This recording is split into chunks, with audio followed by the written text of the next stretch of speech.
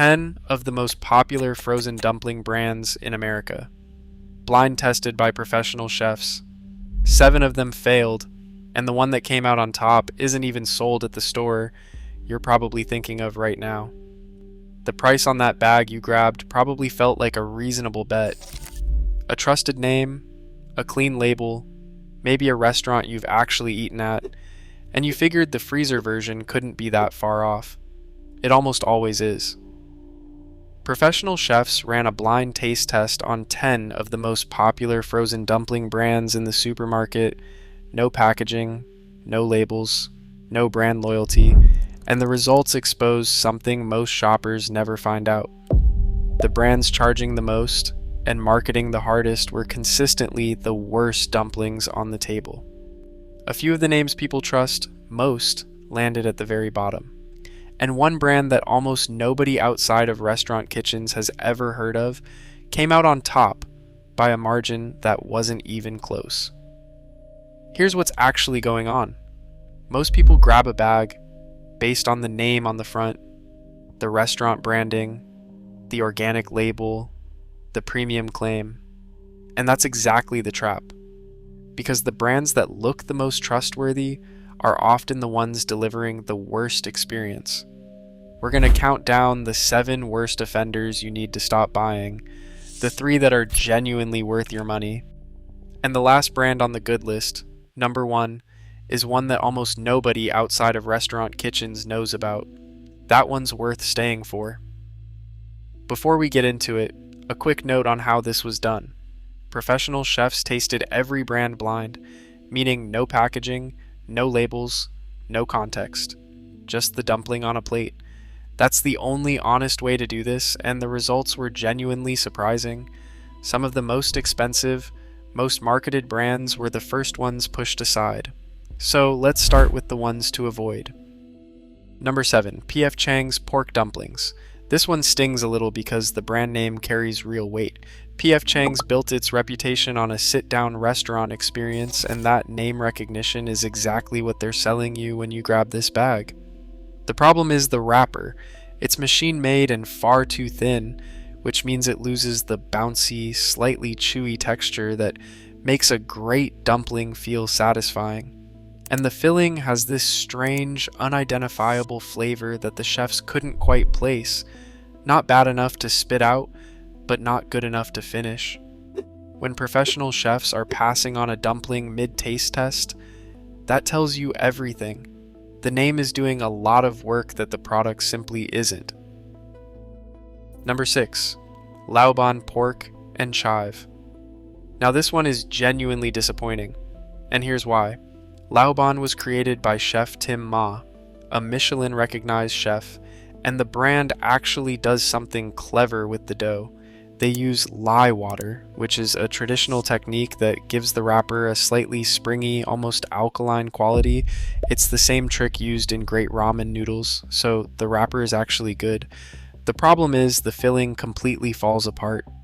There's no distinct texture of ground meat, no bite, no chew. It's one consistent, unidentifiable paste that feels like everything was blended together rather than seasoned and mixed by hand. The wrapper earned its Michelin pedigree. The filling forgot it entirely. Number 5, Otogi kimchi and pork jumbo mandu. Open the bag and these look incredible. Plump, oversized, visually generous. You think you're getting a big, satisfying bite. But the filling is pasty and mushy in a way that makes it clear the ingredients spent way too long in a blender. Real kimchi and pork filling should have texture. You should be able to identify what you're eating. Here, it's all one homogeneous mass. The visual promise and the actual eating experience are completely disconnected, and that disconnect is exactly what makes it so frustrating. Number 4, Bibigo steamed chicken and vegetable. Here's the trap with this product. It cooks in 1 minute and 45 seconds. That's genuinely impressive from a convenience standpoint, but that convenience comes with a cost that shows up immediately when you bite into one.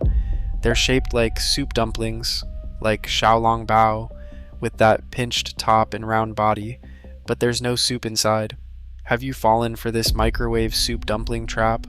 Pause the video and let me know in the comments right now if you've actually tried these. They are heavily marketed everywhere, and I want to know if I'm the only one who felt cheated by the missing soup. So, you get the shape without the payoff, and the wrapper to filling ratio is off, in a way that leaves the whole thing slightly mushy and confusing. You're paying for the shape of a premium dumpling and getting the texture of a microwave meal. And before you ask, yes, Bibigo does make a great dumpling. We'll get to it. But this is not that product. Number 3. Feel Good Foods gluten-free pork pot stickers. This is the dietary label trap in its purest form. The gluten-free label signals health, care, and intentionality. And the wrapper, made with cassava flour, actually does something interesting on the bottom. It crisps up nicely, but the top half of the wrapper, the part that steams instead of sears, turns incredibly goopy and mushy in a way that's genuinely off-putting. You end up with two completely different textures on the same dumpling, and neither half tells a coherent story. The bottom says pot sticker. The top says something went wrong. Gluten-free baking is genuinely difficult, and this product hasn't solved that problem yet. Number 2. Whole Foods 365 vegetable pot stickers. This one is the most expensive disappointment on the list. When you're shopping at Whole Foods and you see the store brand, there's an implied promise that the sourcing is cleaner, the quality is higher, the product is better. The wrapper here is thick, dry, and leathery in a way that feels like the dough was missing salt entirely, and the filling is a pureed vegetable mash so off-putting in both flavor and texture that one of the chefs, not joking, said they wished the wrapper had exploded so they wouldn't have to eat what was inside. A premium price tag on a product this bad is a real betrayal of the trust people put in that store. We are down to the number 1 worst frozen dumpling on the market. This product's filling was so baffling that one of our chefs literally suggested the recipe developer should find a new line of work. Before we reveal this absolute disaster, hit that like button if you appreciate us sacrificing our taste buds so you don't have to. Number 1.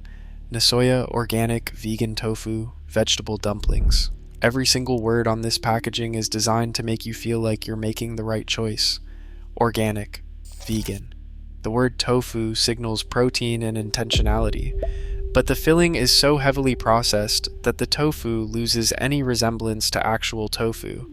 The filling is quite dense, with a grainy, almost ricotta-like texture that has nothing to do with a real dumpling. The chefs called it their absolute least favorite of the entire test. When a product leans this hard on its health credentials and delivers this kind of result, that's not just a bad dumpling, it's a bad deal. Now, before I show you the 3 that passed, quick heads up. Number 1 on the good list isn't sold at Whole Foods, it isn't from Trader Joe's, and there's a good chance you've never even seen it in your grocery store's freezer aisle. But once I tell you what it is, you're going to look for it every single time. And stick around after that, because the way you're cooking your dumplings right now, even the good ones, might be working against you. Now here's what you actually came for, the 3 brands that passed. Number 3, Mila Soup Dumplings and Trader Joe's Soup Dumplings. And this is actually 2 products grouped together because they're both doing the same thing well. Both are xiaolong bao, the kind with hot broth inside, and both of them are genuinely accessible alternatives to what you'd get at a restaurant. Mila delivers a pure, savory pork flavor without masking it with unnecessary additives. It tastes clean and direct.